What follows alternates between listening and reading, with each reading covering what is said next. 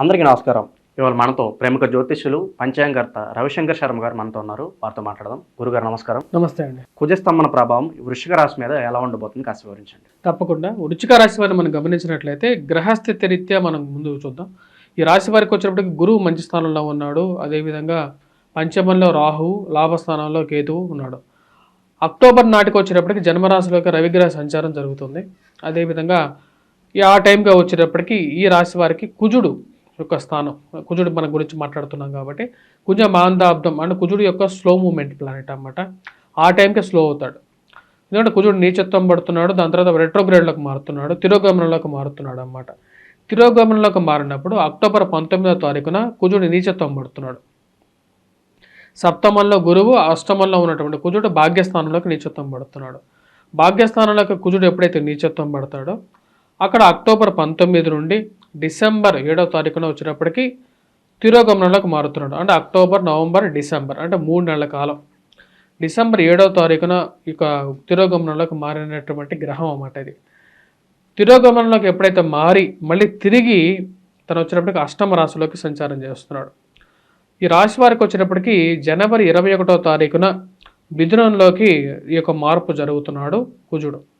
దాని తర్వాత ఎప్పుడైతే అక్టోబర్లో భాగ్యస్థానంలో కుజుడు నీచత్వం పడతాడో అక్టోబర్, నవంబర్, డిసెంబర్, అక్టోబర్ 19 నుంచి అంత అనుకూలంగా ఉండదు. ముఖ్యంగా రాశ్యాధిపతి అయినటువంటి కుజుడు నీచత్వం పట్టినప్పుడు కొంచెం వ్యతిరేకంగా ఉంటుంది, లెథర్జిక్గా ఉంటారన్నమాట. అంటే ఎప్పుడు యాక్టివ్గా ఉండేటువంటి మనిషి సోమరిపోతుతనం అంటారు కదా, సోమరిగా ఉండటం అనేది. ఎప్పుడూ అందరూ సోమరిగా ఉండరు, బాడీ అలసిపోవటం కానీ దేనన్నా జరిగితే చేయాల్సినటువంటి పనిని పోస్ట్ పోన్ చేసుకుంటూ ఉంటారు. ఆ పోస్ట్ పోన్ పనినే మనం తెలుగులో సోమరిపోతుతనం అంటారు. అది రేపు చూసుకుందాంలే, తర్వాత చూసుకుందాం. అది తిట్టేం కాదు, కానీ అది వినటానికి తిట్టులాగా అనిపిస్తుంది. సో అలాంటి పరిస్థితి ఏర్పడుతూ ఉంటుంది అన్నమాట. ప్లస్ ఆరోగ్యపరంగా కొంచెం జాగ్రత్తలు అనేవి చాలా ముఖ్యం. అక్టోబర్, నవంబర్, డిసెంబర్ చాలా జాగ్రత్తగా ఉండాలి. సెల్ఫ్ డ్రైవింగ్లో జాగ్రత్తగా ఉండాలి. ఇన్వెస్ట్మెంట్స్ పరంగా జాగ్రత్తగా ఉండాలి. మోసపూరితమైనటువంటి మాటలను నమ్మద్దు. ఇప్పుడు ఈ రోజుల్లో చాలా రకాలైనటువంటి మోసపూరితమైనటువంటి యాడ్స్ ఇవన్నీ వస్తున్నాయి, ఉద్యోగపరంగా కూడా వాటి విధంగాను. ప్లస్ వైవాహిక జీవితంలోనూ జాగ్రత్తగా ఉండాలి ఈ రాశివారు. ఎందుకంటే రాశ్యాధిపతి నీచత్వం పట్టినప్పుడు కొంచెం ప్రభావం అనేది కొంచెం ఎక్కువగానే ఉంటుంది. కానీ ఈ రాశి వారికి డిసెంబర్ 7వ తారీఖు తర్వాత కొంచెం రికవరీ ఉంటుంది. డిసెంబర్ 7, డిసెంబర్, జనవరి, ఫిబ్రవరి, మార్చి, ఏప్రిల్ వరకు బాగుంటుంది. అది ఎప్పుడు స్టార్ట్ అవుతుందంటే రికవరీ కరెక్ట్గా బాగుండటం అనేది కూడా జనవరి 21వ తారీఖు తర్వాత బాగుంటుంది. ఎందుకంటే భాగ్యాధిపతి అయినటువంటి భాగ్యస్థానంలోకి మళ్ళీ వచ్చినప్పటికీ నీచత్వం పట్టినటువంటి కుజుడు అష్టమంలోకి వెళ్తాడు. అష్టమంలోకి వెళ్ళి ఏం చేస్తాడంటే వక్రత్వంలో ఉంటాడు అన్నమాట. ఎప్పటి వరకు ఉంటాడు? ఫిబ్రవరిలో వరకు. ఫిబ్రవరి 24వ తారీఖు వరకు మంచి బెనిఫిట్స్ ఇస్తాడు. ఫిబ్రవరి తర్వాత మళ్ళీ తిరిగి వెనక్కి రావడం జరుగుతుంది అన్నమాట. అంటే ఈ పీరియడ్ అనేది రెట్రోగ్రేడ్ మూవ్మెంట్ అనేది ఉన్నప్పుడు, అంటే డిసెంబర్, జనవరి, ఫిబ్రవరి వరకు, డిసెంబర్ 7వ తారీఖు నుంచి డిసెంబర్, జనవరి, ఫిబ్రవరి వరకు బాగుంటుంది. అంటే 4 months పీరియడ్ అనేది బాగుంటుంది. రిమైనింగ్ పీరియడ్ టోటల్ 8 monthsలో అంత బాగోదు. అష్టమంలో భాగ్యస్థానంలో ఉన్నా సరే కుజుడు యోగించడం, జాగ్రత్తలు అనేవి తీసుకోవాలి. తండ్రి గారి స్థిరచరాస్తులు కానీ, తండ్రి తరపు బంధువుల ఆస్తులు కానీ విషయాల్లో కానీ, తండ్రి గారికి అనారోగ్య సంబంధితమైన విషయాల్లో కానీ, మరియు స్త్రీలకు ముఖ్యంగా వచ్చినప్పటికీ భాగ్యస్థానంలో కుజుడు ఎప్పుడైతే నీచత్వం పెడతాడో భర్తకి ఆరోగ్య సంబంధితమైన విషయాల్లో ప్రభావం అనేది చూపించడం అనేది జరుగుతుంటుంది. సో ఆ విషయంలో జాగ్రత్తగా ఉండాలి. లక్ ఫ్యాక్టర్ అనేది లైఫ్లో చాలా ఇంపార్టెంట్ ఫ్యాక్టర్ అనేది ఉంటుంది. నీరజ్ చోప్రాకి ప్లస్ పాకిస్తాన్ ప్లేయర్ ఇంకొక అతను కూడా ఉన్నాడు. అంటే ఒకరోజు తను కూడా ఇద్దరు బెటర్ పెర్ఫార్మరే. ఒకరోజు ఒక టైంలో నీ డే అన్నట్టుగా ఉంటుంది అన్నమాట. ఒకరోజు నువ్వు బాగా పెర్ఫామ్ చేయొచ్చు, ఒకరోజు ఇంకోరు బెటర్ పెర్ఫామ్ చేయొచ్చు. నీరజ్ కూడా ఊహించలేదు, అనూహ్యంగా వచ్చి గోల్డ్ మెడల్ తను సాధించడం జరిగింది. అవును. ఎందుకంటే లాస్ట్ టైం నేను చూశాను, లాస్ట్ టైం ఒలింపిక్స్లో తనే తన దగ్గర సలహాలు తీసుకుంటున్నాడు. అంటే మన ఇండియన్ గవర్నమెంట్ తన మీద ఎంత కాన్ఫిడెంట్గా ఉంది, నీరజ్ గ్యారంటీగా గోల్డ్ కొడతాడని చెప్పేసి. అంటే లక్ ఫ్యాక్టర్ అన్నమాట. ఆ రోజుకి నీకు లక్ ఫ్యాక్టర్ మారిపోవచ్చు. కాబట్టి నీకు బెటర్ పీరియడ్గా ఉన్నప్పుడు నువ్వు బాగా పెర్ఫామ్ చేయగలుగుతావు అనేది కన్ఫామ్ అన్నమాట. అందుకనే నీరజ్ కూడా చెప్పాడు, this day is not belongs to me అని చెప్పాడు అన్నమాట. ఇప్పుడు మనం చెప్పాలంటే ఇప్పుడు ఎందుకు చెప్తున్నారంటే కుజుడు బాగాలేనప్పుడు ఆ పీరియడ్ ఏదైతే ఉందో ముఖ్యంగా అక్టోబర్ 19th నుంచి ఈ రాశి వారికి డిసెంబర్ వరకు, అక్టోబర్, నవంబర్, డిసెంబర్ పీరియడ్ అనేది అంత బాగాలేదు. డిసెంబర్ 7వ తారీఖు వరకు కూడా బాగాలేదు. డిసెంబర్ 7వ తారీఖు తర్వాత వక్రత్వం ఎప్పుడైతే స్టార్ట్ అవుతుందో కొంచెం రికవరీ అనేది ఉంటుంది. హెల్త్ పరంగా, వెల్త్ పరంగా లాస్ అయినటువంటి డబ్బు కొంచెం రికవరీ అవ్వటం డిసెంబర్, జనవరి, ఫిబ్రవరి, మార్చి, ఫిబ్రవరి 24వ తారీఖు వరకు కూడా కొంచెం బెటర్గా ఉంటుంది.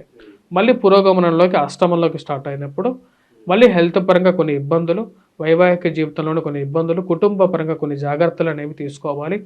ఎందుకంటే ధనస్థానం మీద దీని యొక్క ప్రభావం అనేది అష్టమంలో ఉన్నటువంటి ఈ యొక్క గ్రహం ఏదైతే ఉందో తన యొక్క దృష్టి వచ్చేటప్పటికి ధనస్థానం మీద ఉంటుంది.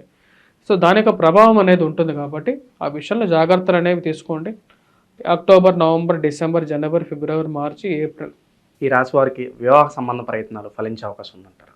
ఈ యొక్క రాశి వారికి వచ్చేటప్పటికి వివాహ ప్రయత్నాలు సంబంధితమైన విషయాల్లో ఇప్పుడు నేను చెప్పినటువంటి డిసెంబర్ నుంచి పీరియడ్ ఏదైతే ఉందో ఆ పీరియడ్ బాగుంటుంది. ఆ టైంలో వీళ్ళు ట్రై చేస్తే వీరికి కొంచెం బెటర్మెంట్గా ఉంటుంది. డిసెంబర్ 7వ తారీఖు నుంచి వీరికి బాగుంటుంది. డిసెంబర్, జనవరి, ఫిబ్రవరి వరకు కొంచెం బెటర్గా ఉంటుంది. ఫిబ్రవరి 24వ తారీఖు తర్వాత నుంచి మళ్ళీ బాగోతుంది. సో ఈ 4 months పీరియడ్ అనేది వీరు బాగా నోటిసబుల్ పీరియడ్గా చెప్పచ్చు. అలాగే ఈ రాశి వారికి విద్యార్థులకు ఎలా ఉండబోతుంది? వారు ఆశించిన రిజల్ట్స్ ఏవైతే విద్యార్థులు బెటర్ పెర్ఫార్మెన్సే చేయగలుగుతారు.